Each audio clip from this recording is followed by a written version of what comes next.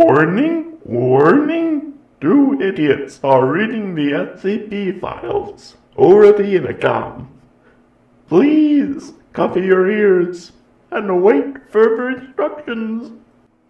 Hello and welcome to Discovering SCP, the only podcast with me, Tanhony, and this guy, Darnell.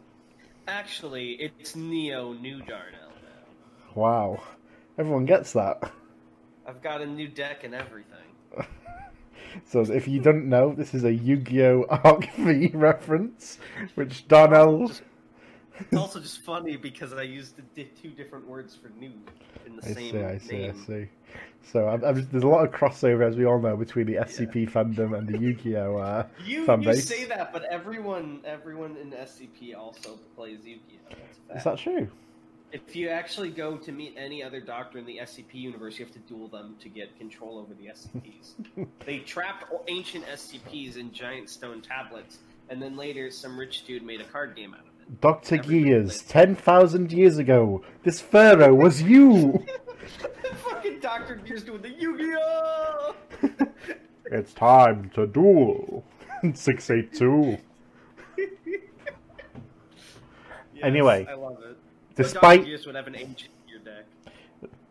So, actually, that's a good point. So, why are we here, Darnell? It isn't to talk about Yu-Gi-Oh!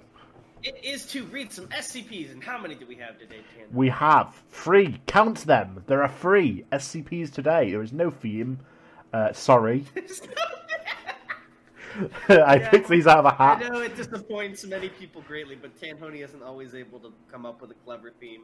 You know, sometimes Tanhony he's not capable of it. It's okay. That's when I intervene. What are you going to do? How are you going to intervene? I'm going to create a theme out of something. Do it. I'll find a way to connect all 3 of them.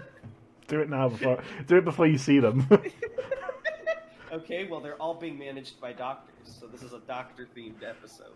Oh, if you say so. So let's get into the first one. Sure. SCP-2747. This one is... Wait, is the volume working? You didn't put me down the well again, did you? Is what working? Volume. If you open your OBS, I'm not down the well, right? You're not down the well. Okay, good. So, the first one is SCP-2747 by Min, and it is called Min. As Below, Isn't So that Above. Also the name of the new Smash character? I think it might be, actually. Am I wrong? I can't You're right, believe Min got invited to Smash! No, that's Min with a space between the mins. Oh. Alright, so... Oh gosh, this one's been changed. What did the threat levels mean again? Don't worry about it. Okay. So, let's get into it. Item Black is definitely more menacing than green, for sure. Let's get into it. Item number, SCP-2747. Object class, not Euclid, but Qatar. Threat level, not Grian, but Black. Oh, hey, look, the picture says the cover of Radiohead's I.O. album, an instance of the... Wait, hold on, what is this SCP going to be? So, do you remember that album? No. I'm not going to lie, I'm going to be honest with everyone, the only Radiohead song I listen to is Creep, I'm a poser. Don't Google it. Special containment... No, don't Google it. Darnell, it doesn't exist. I'm not Googling it, I'm trying to log into the SCP thing. Special containment procedures. Foundation watchdog algorithms to monitor online and print media for mention of SCP-2747 positive key phrases. All matches to be tagged and forwarded to the Department of Analytics, which will provide further confirmation of the SCP manifestation. In case of positive identification, all affected media to be suitably corrected via standard Foundation media alteration protocols. Now onto a Twilight Zone or 943A, Poisoned Well. Hey, that's where you were. Oh, topical. See, we already have a theme. It's poisoned by your presence. Alright, show observational procedure, Lucid the Chalice. Controlled observation of the SCP will take place using local computing resources to procedurally generate narratives at varying levels of complexity and nestedness. What's nestedness? Like, narratives inside narratives. Oh, that sounds complicated. So, simultaneously, descriptions of the narratives will be generated using Foundation media parsing, analytic, meta-analytic software at varying degrees of abstraction. The results can then be examined for signs of the SCP by periodically scanning for data irregularities. Any generated narrative containing such irregularities can then be flagged as an instance of the SCP, with its seed conditions subsequently tagged as SCP-42747 So conducted. this SCP isn't necessarily an entity, what I'm getting. It's something that, it's like an infection. Maybe infection's the wrong word, I don't know enough now, but it can manifest in multiple things. Given a large enough sample size, the boundary conditions of the SCP can then be identified and mapped with a sufficient degree of clarity. Furthermore, a watch list of 7,000 artists is to be maintained and observed at all times for localized signs of SCP manifestation in their respective works, using the aforementioned analytic/meta-analytic software. In order to increase the observable resolution and range of deeply nested metafictional manifestations, this watch list should consist mainly of individuals, groups, and organizations whose works tend towards containing metafictional content, such as Ms. in Ambience. I don't know if I've said that correctly, probably not. And stories within stories. I don't know. What's metafictional content? Just such as stories within stories. This is a very high concept SCP. The sponsoring. Did I use that term right? Yeah. The sponsoring and/or covert influencing of such content creators can be sanctioned to that end.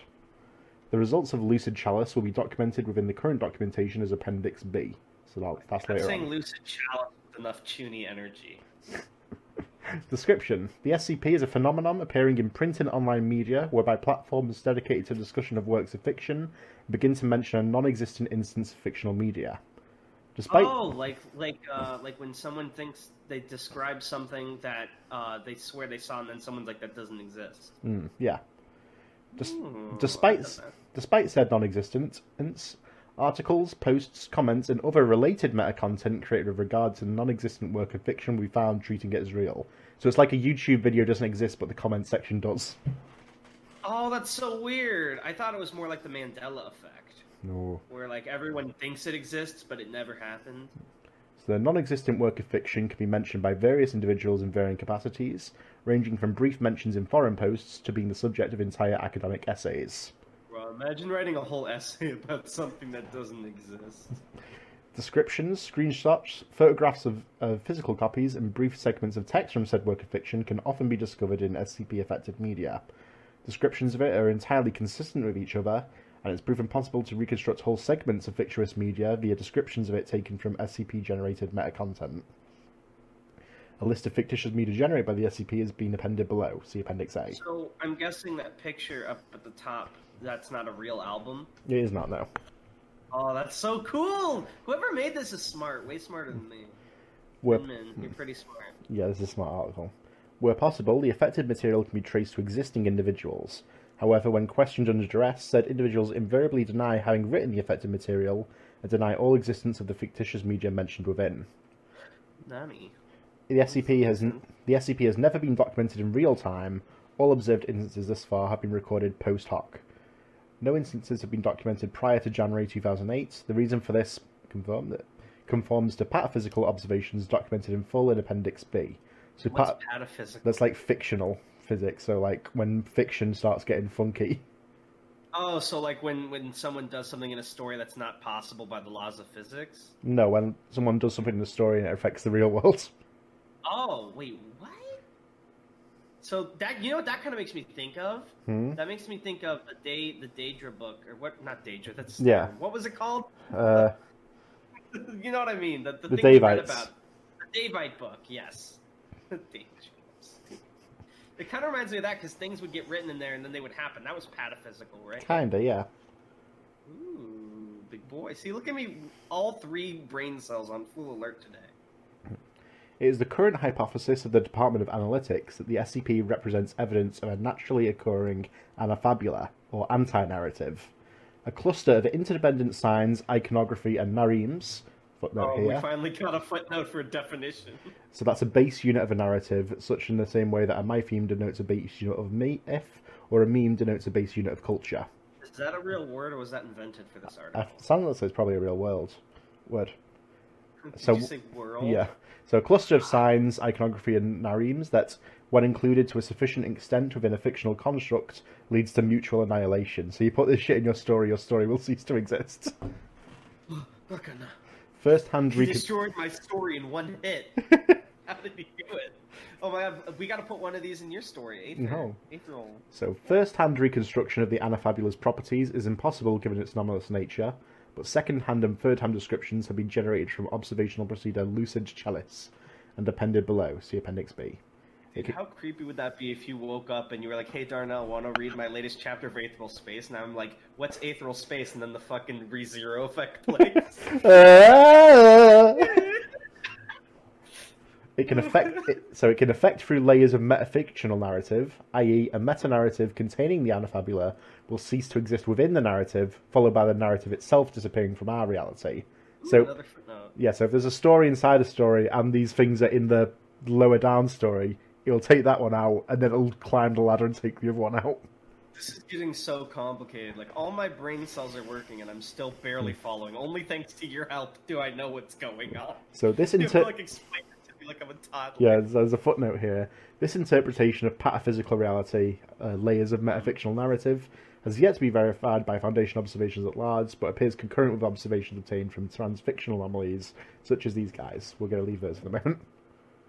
The key identifier of the Anafabula is that it invariably represents an in-universe antagonist or anathema in all manifestations of the SCP. Likely, what's anathema again? I feel like that's a word I've heard. Like the bad presence. Likely due to inherent Cenarium components indicating its alien yet centralizing nature. Update. The above-mentioned hypothesis has been confirmed as a working model of the SCP. Please refer to Appendix B. Update. The following procedures are to be enacted following the successful conclusion of observational procedure Lucid Chalice. Again, not chuny enough. I need you to really put your heart into saying that word. At no time are the properties of the Anafabula as outlined in its Appendix B to arise in real life, whether as a result of deliberate or natural action. Any object, person, or event bearing more than significance level A to the semblance threshold is to be altered via whatever means possible. So significance level, definitely an SCP thing, right? Yeah, well, yeah. So basically what they're saying is, we don't want these tropes to happen in real life. Yeah, if the trope gets too similar, then fucking cut the thread. Yeah. Cut the line. So access to information regarding the SCP, especially information contained within Appendix B, is to be strictly limited to clearance levels 4, 2747, and 3 analytics. Due to the pataphysical implications and inherent uncontainability of the SCP as detailed in Appendix B, is to be classified as keto with immediate effect. So let's go to Appendix A first. It looks like we're almost at the end, but without opening them, I can tell there's a bunch more because we're not even through half the footnotes. Yeah, no worries, no worries. Let's popcorn this bit. Alright, let's do it. Who starts? You I'll start. Alright, good luck. So, these are the partial list of manifestations of the SCP. So these are non-existent works. So, non-existent work reference, Punto de la Aspiria, medium. I have a question. Okay. Sorry to interrupt you. What were to happen if there was a fictional thing, someone hears about through one of these comments, and then they actually made it real by writing about it? Well, the idea here is they were real, but they had these things in them that then destroyed them, so they stopped being real.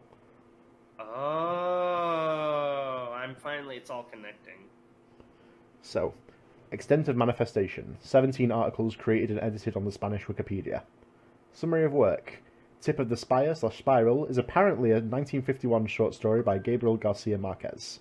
It describes an unnamed protagonist as he sails down a river towards a desolate, black-horned mountain in order to deliver a gift to an unspecified recipient. The journey is rough and treacherous, and he dies of exhaustion at the end of the story, appearing to be no closer to his goal than when he first began.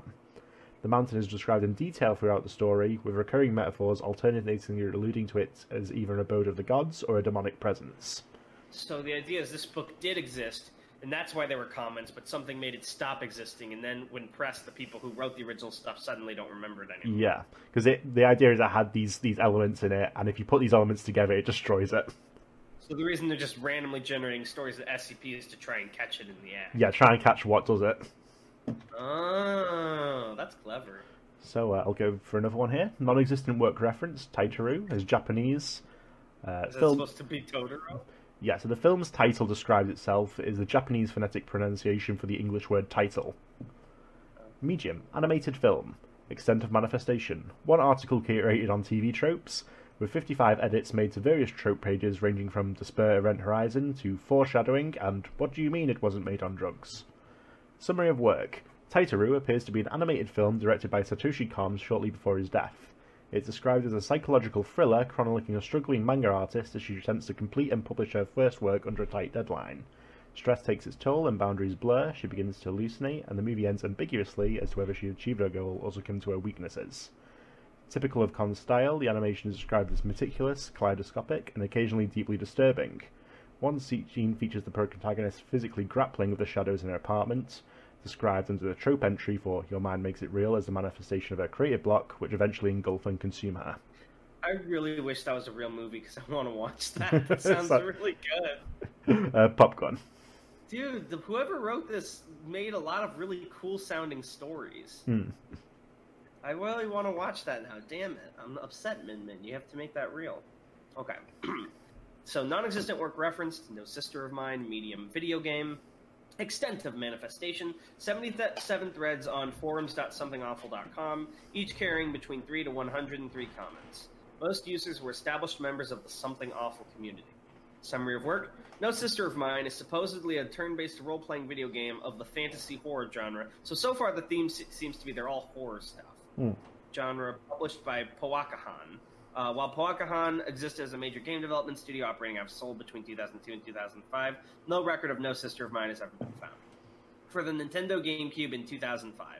According to reviewers, the player controls a party of 6 unnamed characters as they explore a ruined kingdom. That's another note. All the characters seem unnamed. Interesting.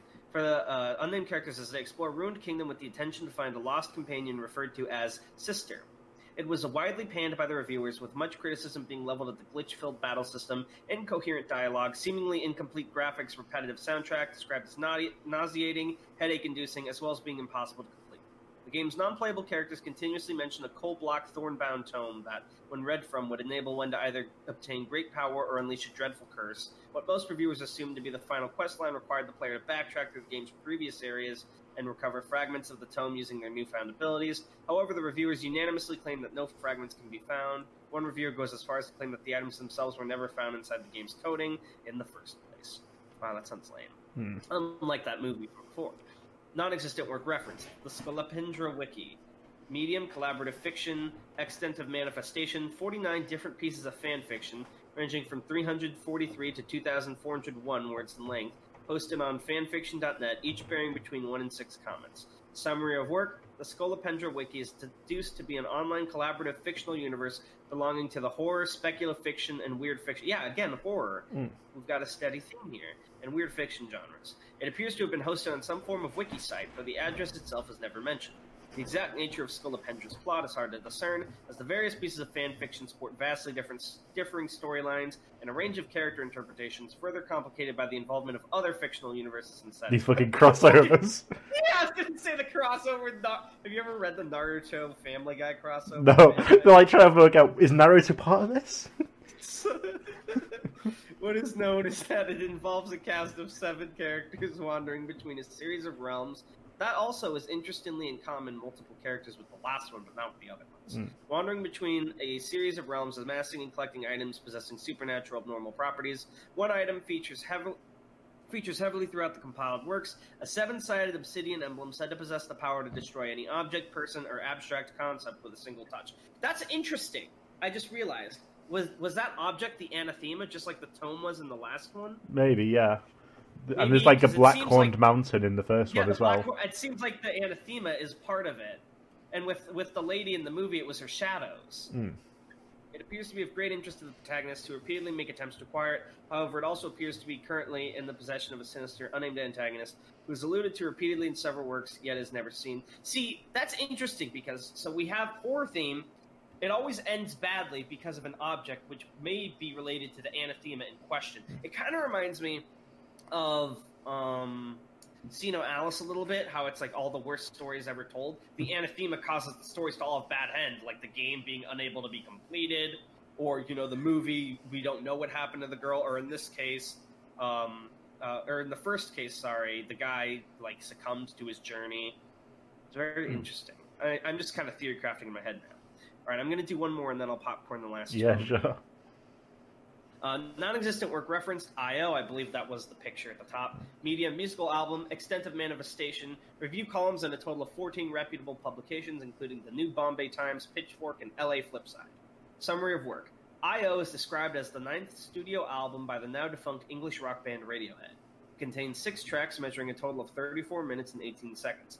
The majority of tracks appear to consist mostly of digitally manipulated samples from Radiohead's previous albums, layered over with sparse acoustic instrumentation and vocals. Reception of the album appears to be highly positive, with the exception of Pitchfork's Jessica Green, who gave an average review of 7. What are you thinking, Jessica? In particular, Green felt that the album suffered from hasty and uncoordinated post-production, likely not undertaken by Radiohead themselves. Audio cuts between the 5th and 6th track were described to be unnecessarily jarring, giving the seamless flow between every other track in the album. It is mentioned that the album uses a characteristic grating binaural reverb layered over lead singer Tom York's solo vocal track as a musical motif, embodying what the New Bombay Times Gulshan Anirudh, sorry if I butchered that name, believes to be its central themes of spirals of isolation and inspiration, of feedback loops that resonate into the level of the deeply personal, trembling core of creative psyche. Again, horror. Anirudh also mentions lyrics referencing suicide and self-harm, though presented through a series of oblique metaphors. I.O. never fears to toy with the idea of self-hatred and self-desecration, yet the album as a whole seems to fall short of its mark, always orbiting yet never quite touching upon the dreadful center. I assume that center was the anathema. Alright, I'll popcorn it here and leave the last 2 to you. Okay, so non-existent work referenced. Maveen, or a treatise on the metaphysics of inner space travel and the kingdom of Erika, whose name is darkness made light, and further theological expositions thereof. How much do you want to bet this is a light novel? Medium Based novel. on that fucking name. Extensive manifestation, 7 articles published in a single week in various academic journals of literary criticism, each by reputable scholars. Summary of work. Maveen is described as the contents of a manuscript and accompanying charcoal illustrations found in the house of Rafable Abrahams in 2014. Abrahams appears to have been a reclusive writer and artist working as a maintenance technician in Bloemfontein, South Africa, and clinically diagnosed with schizophrenia. A number of individuals partially match the description, though no work similar to Maveen exists. Maveen is a nested frame narrative written in Afrikaans, purporting to be a novel by a 17th century Dutch mystic. It describes the journey of the mystic, whose name is only given as Maas, learning of the structure of the Earth's interior as revealed to him in a vision. At the beginning of the novel, Maas dreams of a supernatural being that is aware of its nature as a dream entity, and is highly indebted to Maas for bringing it into existence. In exchange, it promises to divulge to him the secrets of the Earth. Maas, being incorporeal, is unable to pass through the ground, and so the being decides to simply narrate the journey. It speaks of I think you meant to say corporeal, not incorporeal. Oh, sorry, I think I said that. We'll see. It speaks of 6 realms demarcated by thresholds, ranging from the realm of treasure and minerals to an intangible plane of light and sound. Beyond those 6 realms lies another threshold, this time one of cold of silence, which is described to be the Earth's core. Before it can be elaborated upon, Maas wakes and the dream ends. Also, as a note, before we continue, these are all really fucking cool story ideas, and outside the album, because it's an album, I bet you could steal any one of these and make them a D&D campaign easily, and it would be super fun. Min, you're a genius. Alright, continue. X-Lux, medium interactive novel. Extent of manifestation. In-depth posts on 7 different fiction review blogs, along with a mention of a Time magazine article, The End, Chow Ingrid, Time issue 35, 2008, on experimental narrative forms. The title is also mentioned in 175 Twitter posts, largely in the context of recommending it as an interesting, if underrated, piece of interactive fiction. That just sounds like, what's that comic everyone always used to try and make us read on the server? No, not Homestuck. The one, Umineko. That's what it reminds me of. Umineko. It's not a comic. No, but it's like an interactive novel. That's what it said it is. Okay. Not a comic. You said comic. No. Sorry, I said the wrong word. You know what I mean. Okay. Yeah, it reminds me of Umineko based on the description. Darnell, what's Umineko? Summary of work. X-Lux appears to be a work of interactive fiction of the mystery genre, written in a mixture of English, Catalan, and Spanish. It's presented as a set of especially narratives from the point of view of 6 characters and a stream of conscious narration of ambiguous provenance. So there's a lot of 6s and 7s here. Yeah, that seems to be... Also, I think that was 7 examples in Appendix A, right? Yeah. 1, 2, 3, 4, 5, 6, 7, yeah. Readers navigate between the 7 story threads, discovering hints of a murder, or several murders. Eventually, the narratives converge at a roadside diner during a thunderstorm, and the characters exchange their stories. How much do you want to bet 7 might be one of the tags that potentially induces this SCP. Maybe. From here, the resultant narrative structures cannot adequately be described as simple framing devices or stories within stories, as the inner tales eventually begin to intertwine such that later tales shed new light on ones recounted earlier, or themselves link the sequence of text earlier on in narrative after lengthy detours. At several points, characters attempt to consult the testimony of an absent individual referred to as the Stranger. The identity of the murderers, or victims, is never known, nor does the story have a conventional ending. Yeah, that definitely makes me think of Mineko. So now let's get to Appendix B. Observations and conclusions from Lucid Chalice. Data lost. Oh, I like that. That's cute. Yeah, so they got them. But the thing is as well, so there's a bit more to it there. Uh-huh. So it destroys, when there's stories within stories, it destroys the lowest down story first, and then it goes to one above it. So. Oh, so it's going to destroy the rest of the article eventually. Yeah, but then what if it goes even further up? Oh, that gets so meta. Yeah. Honestly, I gotta be real. This might be the best article we've read so far. You say this every episode.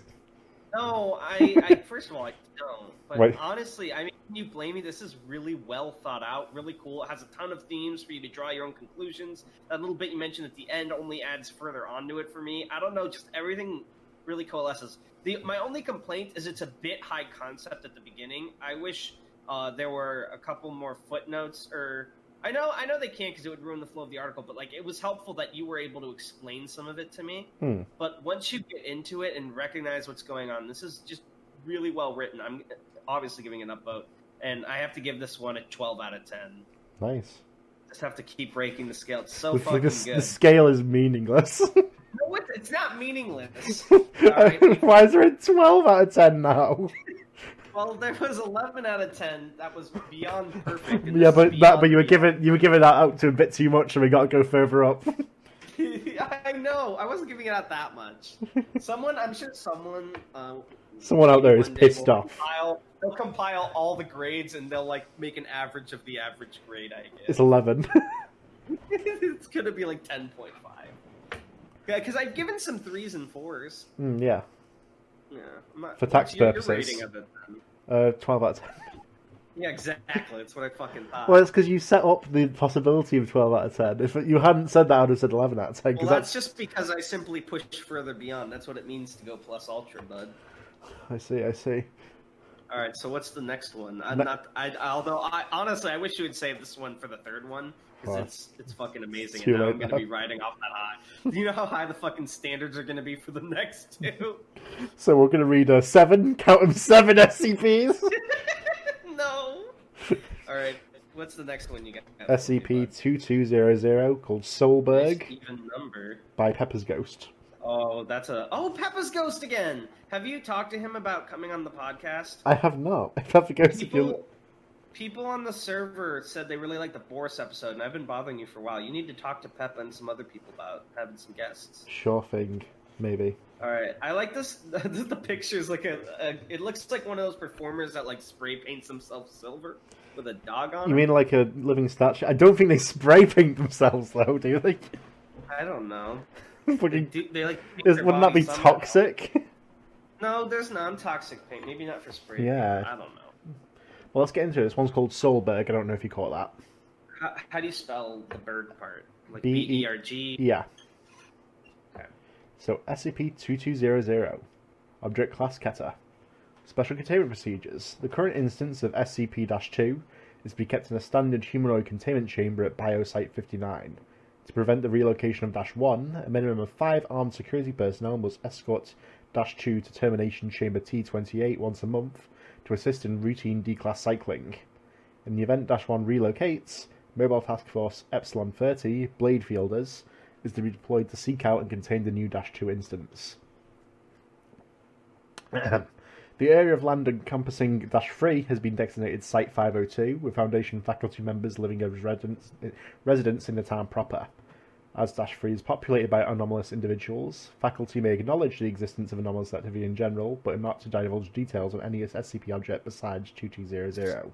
This is where it gets a little hard for me to follow, because we're only in the procedures. I'm sure they'll explain it in the description. I can already see there's like segmented paragraphs, but they've mentioned like 3 different dashes, and we don't know what they are, and it's like kind of messing with my head.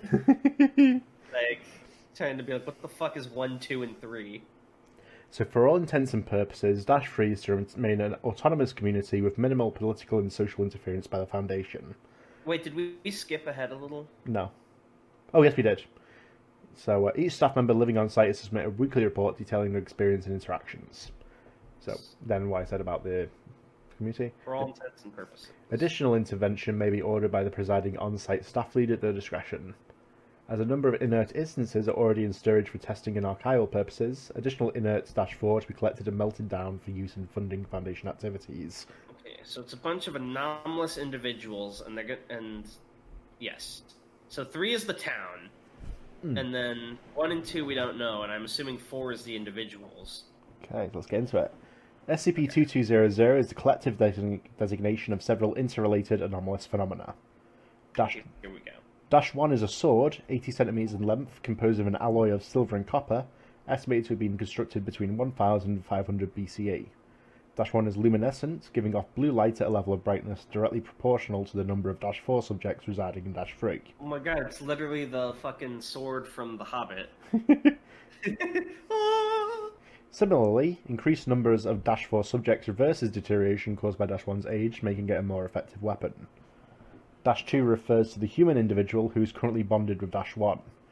-2 subjects cannot separate themselves from -1, and any attempt to forcefully remove it from the subject's grasp will result in the immediate death of the subject. Similarly, surgical removal of the hand or arm bonded to -1 will also result in death. When an -2 instance dies, -1 anomalously relocates into the hand of another individual and instantly bonds with them. Oh my god, it's like its own fucking self-containing magic weapon. Like Anubis from Stardust Crusaders. I need to get out of containment. Dio-sama needs me to stop Jotaro. I learned from each previous wielder. You'll never contain me. Containment, put him in the fucking river. There is no apparent limit to the distance -1 can travel when transporting itself to a new subject. -1 appears to selectively bond with subjects that share a similar set of traits, see document -A, which suggests that it may be intelligent to some degree. Bonding with -1 will cause subjects to suffer from an anomalous form of agriosis, a skin condition caused by high quantities of silver in the body, which causes the skin to rapidly develop a distinct blue hue. If a -2 subject does not end in a human life for an extended period of time, -1 will relocate itself. So you must keep killing. Also like a magic. I don't know where I am. I don't know what's going on, but I know I must kill. After bonding with -1, -2 subjects experience heightened enephrine and testosterone levels, and immediately gaining understanding of SCP-2200 in its entirety. These factors, combined with the -2 subject's background, have invariably resulted in -2 killing those around them with -1. Yes, this is literally a cursed magic item from D&D. That's all I can think of is the fucking Ring of Shadows in our game. -3 is a 50-kilometer square area of land located in blank. That's a long name. That's a long-ass name! Whenever a person is killed by -1, a likeness of the individual formed out of anomalous silver-based alloy, -4, will appear in -3. Despite being made of inorganic material, instances of -4 are fully animate and capable of vocalization. Individuals showed that they share the personality and memories of the victim they resemble. So what I'm wondering is, in this town, do they have, like, cops in the town that are like, who's killing all these people and making them silver? Is this just normal? Well, it's an area of land, so maybe it wasn't originally a town.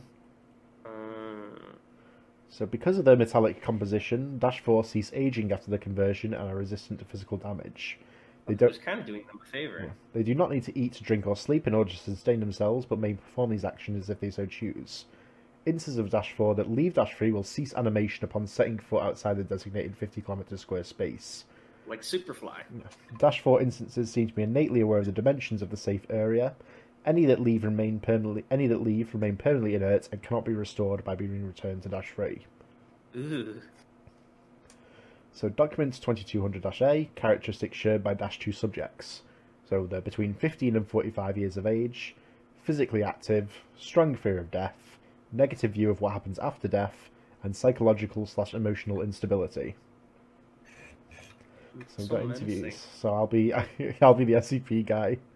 Alright, sure. Alright, interviewed SCP-2200-2.037, a 36-year-old male from British Columbia. Hey, it fits you, even though that's not the same thing. Interviewer, Dr. Stems. Forward interview was conducted on blank, blank, blank 2 days after the SCP was detained. Begin log. Alright, we're going to run through this one more time for the records. Please describe the series of events that transpired after -1 appeared in your hand. One moment, I was just sitting there in my bedroom reading, when all of a sudden I had this vision. I saw this place where people could live forever. I mean, on an intellectual level, I was aware that what I saw was impossible, but at the same time, I was convinced it was true. He was enlightened by his own intelligence. And I knew that I could send people there with the sword. What was your first course of action? I waited until dark. I live alone, so nobody noticed me going out in the middle of the night. Whenever I came across some homeless person, like, sleeping alone, I'd slit their throat or stab them in the heart or something like that. It went on for a few nights until I got caught by the cops. They turned me over to you guys, and, well, here I am. That brings up an interesting question. Why has no SCP subject ever tried to ask for a lawyer? We don't record it. I see. Anything else you'd like to add? I want to make it clear that I'm not a psychopath or anything. I sent those people away because death could have come for them at any moment. What if they, like, weren't right with God?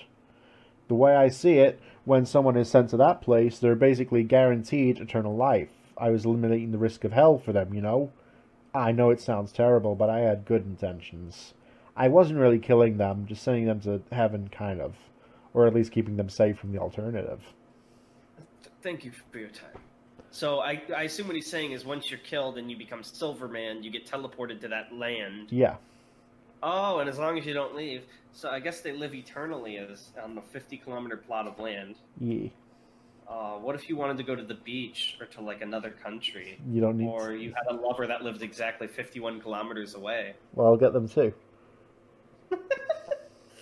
I wonder if they ever make requests on the land. If they're like, hey, could you kill this person too? And bring them over? Alright. Interview 2200-I-012. You can be the person this time. Okay, you want me to be the SCP? Yeah. It's a different... Research. Alright, you can do the whole thing then. Interviewed SCP-220-2082, a 29-year-old female from Washington, USA.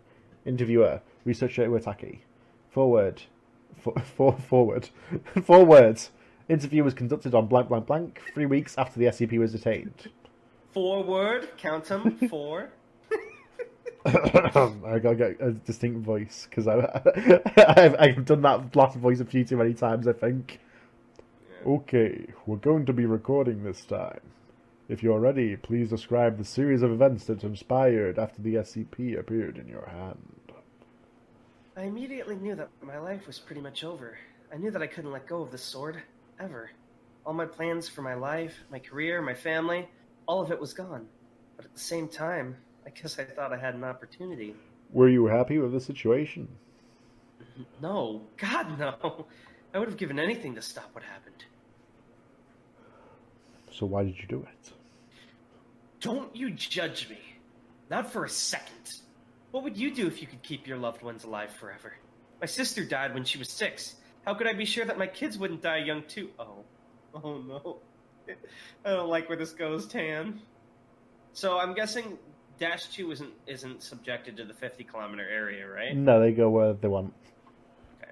20-second pause. I may have saved them, but I hated doing it. It destroyed me. Honestly, after I finished with my family, saving strangers felt like a walk in the park in comparison. God, I still can't believe any of this happened. I'm surprised the police didn't just shoot me on the spot. That's what usually happens. Makes things much more difficult for us. If you see my family, please tell them I'm sorry. I'll pass that on. Thank you for your cooperation. I know these past few weeks haven't been easy for you. So... Maybe that wasn't the right tone for that. Yeah. Hey, so, forget about it. So, interesting. It's only 50 kilometers. Wouldn't they eventually fill it all the way up, or does SCP have to take people out and force them out of the area? Maybe. Because I assume they also have to make buildings and stuff, or like farms to live. Well, they don't need to eat sleeper, I guess. But they wouldn't just want to wander in a field, you know? You know? You know? Let's get to the last interview here. This is with a -4 instance. So this is Metal Boy. I'll be the Metal Boy. Okay. Interviewed SCP-2200-4.00581, a 68-year-old male religious leader in SCP-2200-3. Interviewer, researcher Pittenger. Begin log. If you would, please describe the Exodia movement to me, as if I was unfamiliar with it. It says Exodus movement, but give this to me. Certainly. Here in Solberg, or Silverville, whatever you want to call it, there are a multitude of people who fear what awaits when they cross the threshold and give up their life. Those of us who are of faith believe that this is more of a purgatory than the paradise that God intended for us. You see, this place is founded on the fear of what happens after death. Once you've been sent here by the sword, you can postpone your fate as long as you like. Your life will only end when you cross the city limits. The Exodia movement is a religious initiative that seeks to help Solberg citizens come to terms with their mortality and willingly pass on to the next world. What the fuck is this gimmick with the snapping finger? Show must go on. It's your anime villain gimmick. All anime villains have to have like a quirk to designate them. If you believe in an afterlife, why have you yourself not crossed the threshold as well? Some of us believers have to remain to maintain the church and continue to spread the good news. As much as I desire to meet my heavenly Father, I stay behind so that I may aid those who are still shackled by fear and doubt. What a convenient excuse. Hey, baby. Opponents of the Exodia movement have accused you of merely wanting to reduce overpopulation and increase your field of influence. How do you answer these allegations? Why would he care about that? Because why would the SCP care about the politics inside of the fucking SCP? I can understand why they would think such things. Long as the church has existed, so has its critics. Even among believers, there are those who believe crossing the threshold to be a sin, as it equates to suicide. Disagreements are a given in matters of religion. Yeah. Any additional snapping you would like me to record? This society is built upon man's fear of death. Whether you believe in heaven or hell, afterlife or finality, you must ask yourself, is the pursuit of immortality truly virtuous? By choosing to remain safe in our silver shells, we rob ourselves of our dignity. By fearing death, we only give it more power. You're like the fucking West Side Story guys. He's coming. He's coming. The priest of Silverville. What do you think of it, Silberg? That was a fun article. I mean, it wasn't like some sort of story masterpiece, but it was fun. It was interesting. I wish they'd explored it a little bit more, but I also appreciate that it wasn't a super long article, because sometimes those can drag on. I would give it like a 7 out of 10. I really love this snapping character that was in the article. No, that definitely reduced it by 3 points. No, I'm kidding. I wouldn't do that over that. But yeah, also entirely my own creation. There was no description of snapping fingers. Alright, so what's the final one for today, Mr. Tanhoni? The final one is SCP-2662. 2662. And it is called Cthulhu for Ukov. Did you say Cthulhu fuck off? Cthulhu for Ukov. So Cthulhu fuck off. Yeah. And it's by Soulless Singularity. Oh, that's a fun name. Wait, who was the last one by again? The last one was by Pepper's Ghost. Yeah, that's our king, Pepper's Ghost. So, let's get into it. So, item number, SCP-2662. Object class, not Euclid, but Keter. Special containment procedures. Containment of the SCP is primarily focused on preventing unauthorized entry into its containment unit. For this purpose, on-site Task Force Town 9, belligerent bodyguards, has been organized to guard its containment unit and keep track of new religious followings focusing on the worship of the SCP. Task Force Town 9 is to use non-lethal methods when dealing with attempted or unauthorized entry. Scratch that. Authorized to use lethal force if necessary. All members of Task Force Town 9 are being tested biannually for cognito-hazardous influence. How much do you want to bet that cross out in the new addition has something to do with it going from Euclid to Keter? As containment of the SCP is completely voluntary, It is currently contained in a large humanoid containment unit with standard safety measures for low-risk humanoids as detailed in Document-KA. Additionally, the SCP is allowed one copy of a daily newspaper of its choice, a computer, and requested computer games totaling no more than $50 every month. What? But most games these days are more than that. This is bullshit, man! You have to wait for the fucking Steam sale. I'm sorry, Miss SCP-2662. The game you wanted just went on sale. This is interesting, though. It's been brought up in several other SCPs we've written. I kind of like the idea of when an SCP voluntarily complies, they give them a little bit of leeway with containment. Like, who was not able... Was it Kane? Which one was Kane. The Chill Brother? Yeah, he had, like, luxury. The Misters had a little bit of stuff. The ones that were voluntary, anyways. That old man that, like, caused chaos wherever he went. Let's get into it. Yeah.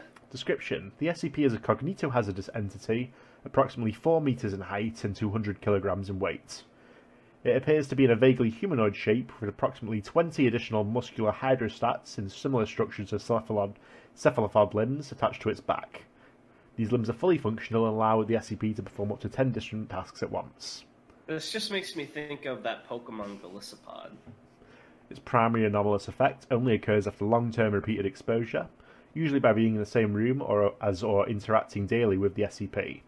Subjects exposed to it for a period of 6 months or longer are at risk of becoming acutely aware of the SCP's wants or needs and are compelled to fulfill them. They may also suffer from quasi-psychotic episodes when under stress. The SCP is unable to affect humans that have a 2 or higher MARS, Mind-Affecting Resistance Scale, score. Wait, is this creature literally just Cthulhu? Well, we'll see. So, you think he's playing Cthulhu Saves the World on his computer? Footnotes. The SCP can only affect approximately 5% of the human population and 2% of Foundation personnel. It is therefore considered a low-risk cognitohazard. Nice. So the SCP's secondary anomalous effect is the spontaneous generation of religious followings at an approximate rate of at least once a month. This generation is involuntary and causes the SCP notable distress. Religious groups generated by the SCP usually focus on attempting to break into its containment unit in order to perform various rituals that are violent and or sexual in nature. These groups tend to be highly organized and appear to adapt to each failed attempt, despite there generally being known contact between different generated religious followings. So it's literally Cthulhu telling people to fuck off. Yeah. That's funny. So below is an incomplete log of incidents relating to the SCP. Full document can be found in Document-I. So, for Incident-07, on blank blank 2003, a religious group known as Towards Him successfully broke into SCP-2662's containment. Oh, get it? Towards him, like Cthulhu? So I'm going to popcorn this to you because I'm dying. Let me handle these logs. So at 2250, SCP-2662 is seen taking a shower in preparation for sleep. There's a loud noise as previously undiscovered explosives are detonated underneath the center of its containment unit. 5 injured civilians climb out the hole left by the detonation. 2662 leaves the shower to investigate the noise. Okay, so how did they break through SCP? Because I thought SCP was usually pretty good. Agents Blank and Blank, Agents Tan and Tanho notify Task Force Tan and Darnell. Tan and Darnell notify Task Force Tau 9 of a breach in the containment. They attempt to suppress the initial 5 civilians unsuccessfully, as 5 more arrive with weapons. After a brief struggle, Agents Tan and Darnell are pinned down and tied with rope by the civilians. No. The injured civilians approach 2662. The uninjured civilians stab their hands with knives, masturbate, and then draw unknown symbols on the walls with a mixture of sexual fluids and blood. I don't know why I thought of this now, but weirdly enough, I just did that, yeah. The SCP numbers, all of a sudden, like while we were reading, kind of remind me of how... Did you ever watch the Lilo and Stitch cartoon?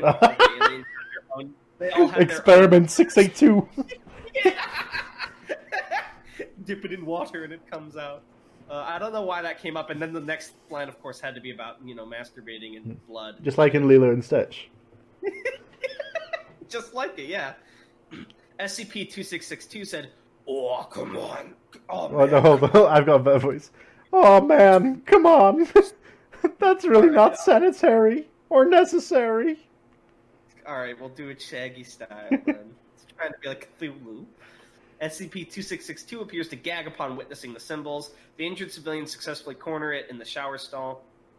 The injured civilians are seen squeezing blood out of their wounds and rubbing it onto 2662 while singing. The SCP says, "Jesus Christ, stop, please, I just took a shower." Scoob! Oh, Task Force man. Town 9 arrived to its containment unit. Task Force Town 9 managed to suppress all civilians successfully and proceed to move it to a temporary unit until repairs can be completed. Oh, interesting. Credentials accepted. Welcome, researcher K blank M blank. Who's that supposed to be? I don't know. Kim Possible? How that doesn't sound anything like impossible. I don't know. Gotta catch her, Kim. What's interesting to me, maybe we'll get to it in this last incident at the end that's hidden, but it seems like this guy likes working with them, so I don't see how he got promoted to Catter and why lethal force... Oh, is the lethal force for people that invade? Yeah. Okay, not for him, or it. After further investigation, all involved personnel were civilians posing as personnel. It is unknown as to the whereabouts of the actual researcher and security officers. Oh, wait, so even the agents were civilians? Well, no, not the agents. Okay. Incident 2662-78 on blank blank 2014, an unnamed religious group consisting of D-class personnel... you skipped one. Oh! That's why you're confused. I accidentally was reading the bottom of the new one. Sorry. SCP-2662 is seen eating breakfast and reading a newspaper. Security officers stationed at its containment unit enter with a researcher. The researcher can be seen carrying a piglet. Can I help you? Oh, our lord, please accept this innocent suckling swine, freshly orphaned from slaughter of both mother and father. May its soul of lust fuel you. Researcher proceeds to castrate the piglet in front of 2662 and place the testes on 2662's food. No thanks. I'm full. Go home. Your lord is pleased with the offering. Task Force Town 9 is notified of a breach in containment. 2662 attempts to read its newspaper. Researcher blank slits the piglet's neck and throws it onto the table. Blood splatters the newspaper. Look, can you go read a Bible or something? You really, really need it. SCP-2662 puts the newspaper down. The accompanying security officers execute Researcher blank via gunshot to the head. Then they begin consuming her. Yeah, so even the security officers do it. 2662 leaves the scene to vomit in the toilet. Task Force Town 9 arrived to move SCP to a temporary containment unit and detain the guards. Okay, after further investigation, yeah, all of the personnel were civilians posing as personnel. That makes more sense. It is unknown as to the whereabouts of the actual researcher and security officers. On blank blank 2014, an unnamed religious group consisting of D-class personnel and 2 members of Task Force Town 9 successfully broke into 2662's containment. 2662 was redesignated as Keter upon further review of Incident 2662-78. Alright, this one's a bit longer. Can I popcorn it to you because I'm really hungry and I'm getting distracted by my hunger. So, SCP-2662 was all that talk with piglet testes, I assume. Yeah, of course. Can be seen sleeping in its bed. The entirety of Task Force Town 9 is called for an off-site mission. Against orders, they choose to leave 4 of its members behind to keep watch on the SCP. At 4:15, 2 of the remaining members tackle and lock the other 2 in unused containment units. No. At 4:20, a cargo truck arrives in Site Blank where the SCP is being kept. I hope it's got the devil's lettuce in it. I love marijuana. Can you say it like that again? Marijuana? No, just the voice you did was really funny. I love marijuana. At 4:25, sorry, it's over now. The 2 remaining members unload the cargo of D-Class personnel. They lead the D-Class personnel to the Town 9's armory. 4:30. The D-Class and remaining members arm themselves from the armory and break into the containment units. 4:51. The SCP is roused. Several D-Class personnel guard the exit to the containment unit as well as the corresponding hallway. Huh? What? Are we moving? I'm not scheduled until next week. 4:35. Agents Blank and Blank, the 2 remaining available members of Task Force Town 9, begin undressing the D-Class personnel that are not guarding. 4:36. SCP attempts to alert Task Force Town 9 to no response. 4:37. Agents Blank and Blank, I assume this is Tony and Darnell. No. Not like this. Begin carving symbols into the buttocks and thighs of the undressed D-Class personnel. Why did you do that? You did it too! Yeah, that's expected from me. You were pulling my strings. Didn't you see the artwork that won the contest? It was you all along. The D-Class personnel begin to engage in group sex after being carved. What the fuck? Seriously? Now? Look, seriously, can you go find another guard? I hear Buddhism is all the rage. D-Class 99304 attempts to pull the SCP into the group. The fuck? Stop, seriously! Lord commands you and all that stuff to cut this shit out! All D-Class personnel currently engaged in sex seize their movements. They all turn to stare at the SCP.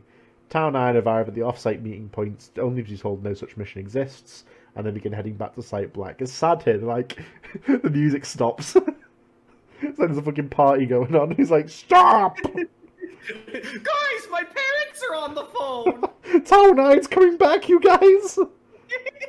We have to get this place looking in tip-top shape before they arrive! Oh, thank God, I can control you guys now, kinda. Maturity's happening right on time. Good to know. Okay, tell me what the fuck is going on here. You want to be agent? After the blood-birthing ritual, we're going to take you to your sacred chambers where we, our families, and our lineage will remain in service to you for all eternity. The people here cage you. With us you may go where you please. You must be kidding. I can leave whenever I want. I just have to ask. Besides, the D-Class personnel begins to continue engaging group sex. Seriously, stop! You're all fucking disgusting. I'm not even ready to settle down with a cult yet. I'm only like 200 years old. I'm barely legal. He's like, is he like Cthulhu's spawn? Do you really think the Foundation will let you go if you ask? Well, you can certainly ask. You'll be sorely disappointed, my lord. Yeah, well, if it turns out to be the case, I can just wait until I'm strong enough to break out. In the meantime, I'm gonna go sit in the bathroom and wait. Ah, the rest of you can do your stupid blood orgy. SCP moves to the shower stall and turns on the water. It sits in the shower stall for the remainder of the incident. How did they get a recording of this if everyone was gone? There's Did cameras. they have a camera in his room? Of course they have a camera in his room. I think that would be the first thing they'd take out because they're so strategic about getting in. But they have a point. Now security's increased and maybe he won't be able to get out in the future. Oh, man. That's funny. That's a fun note. I'm giving that an upvote. Who wrote this again? Soulless Singularity. They did a great job. This was awesome. I'm going to give it probably an 8 out of 10. Maybe a 9 out of 10. I don't know. It's kind of hard when it's meant to be a comedic one because, I mean, it's well written. It's funny, but I also don't really know how to compare it compared to like the very serious long ones. But yeah, I think that's a good rating for it. Well, I enjoyed that. You enjoyed that. Whoa, whoa, Darnell, look out! The trap door. We're heading down to the plug zone. Welcome to the plug zone. Please watch your step. The jingle changes every Chimpanzee that monkey news. So this little monkey fella, right? I don't actually have anything to plug today. I just wanted to do the jingle. We would like to congratulate the winner of the art contest, Lux. Is that really a plug, though? Is that really plug zone content? I think that's like a different zone. Well, hold on. I want to thank all the other people that participated. Thank you to Lost Network 404, Cizik, and Love You for also participating. Also, in terms of plugs, of course, make sure to check out Aethral Space. And if you're not in the Discord already, you really should get in the Discord because that seems to be the place to be. It's a lot of fun. We have a great time. You can even post memes in general chat. Not a lot of Discord servers would let you do that one, huh? What else is there to plug? I think that's it for now. You can do the exit jingle. Yeah, so now we got to congratulate properly the art winner. So we're going to go to a different zone now. Look out, Darnell! There's another trapdoor! We just did that. Now we're just... Welcome to Art Zone.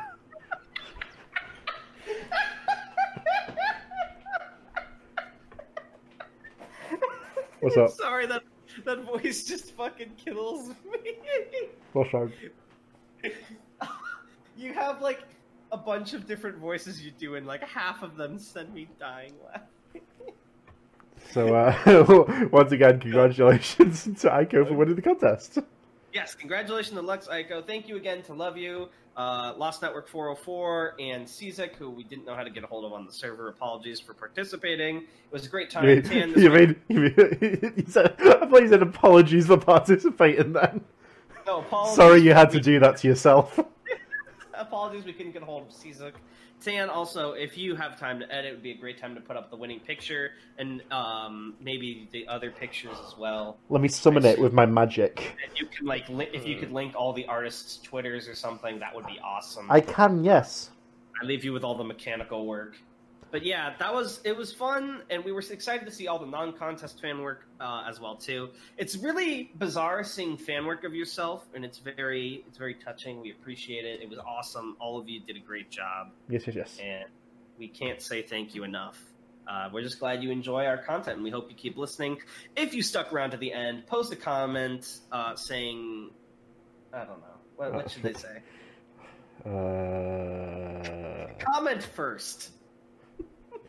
Yeah, comment first.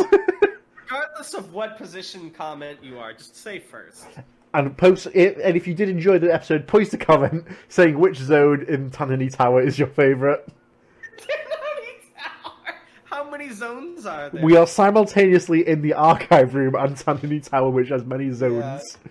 I know the whole gimmick is we're supposed to be in the archive room, but the archive room is actually an SCP. That was the first arc of Discovering SCP. We're in the second arc now, Tanhony Tower's arc. We retrieved all the files and brought them back to Tanhony Tower. Now the organization must defeat the 4 demon generals, including Crystal Chicken Sama, who we still haven't finished writing. I gotta change the opening, I guess, though. Yeah. We are no longer in the archive room reading the files over the intercoms. We're in we're in the Eldritch realm. Welcome to the Tan Zone. No, that's just stealing from the Adventure Zone. Well, I'm glad you enjoyed it, viewers. And because you listened to the whole episode, your soul, we got it. Yeah. Sorry, not sorry. Not sorry, bye! Sorry, we're going to present these to SCP-2662. Bye. And you're coming with us.